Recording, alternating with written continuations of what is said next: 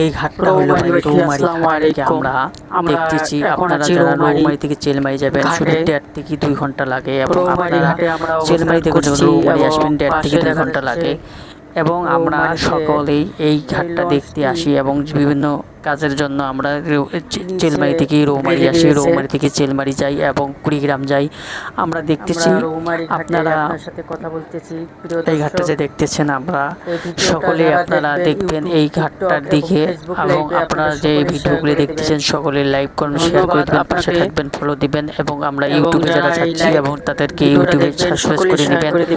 এবং আমরা দেখাচ্ছি অনেক কষ্ট করে ভিডিও করি ভাই, আপনারা যদি আমাদের সাপোর্ট না করেন তাহলে আপনারা করবে কি? আপনারা সকলে ভিডিওটা শেয়ার করে দিবেন। আমরা সবাই মিলে আপনারা সাপোর্ট করবেন। এবং আপনারা যে রৌমারী এটা রৌমারী ঘাট, নৌমারী বন্দর ঘাট এবং নৌকা ঘাট বলে এখানে যারা দেখবেন সকলে শেয়ার করে দিবেন, করে দিয়ে পাশে থাকবেন, ফলো দিয়ে পাশে থাকবেন ভাই। এবং আপনারা সকলকে অভিনন্দন ও শুভেচ্ছা জানিয়ে আমরা এই ভিডিওটা শেষ করছি এবং আপনাদের ধন্যবাদ।